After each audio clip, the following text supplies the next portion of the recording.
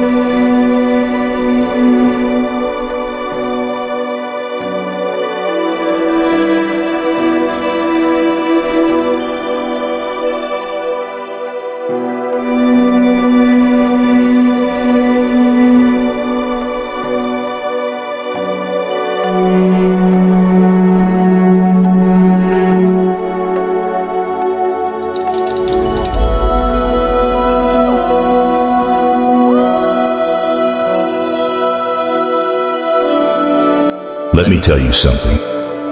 If you're feeling unfocused, go for a run. If you're uninspired, read. If you're feeling upset, breathe. If you're burnt out, seek nature. If you're feeling tired, go for a walk. If you're lonely, phone a friend. Make choices that reflect your hopes, not your fears. There's no wrong time to take action. Your legacy is being written by you.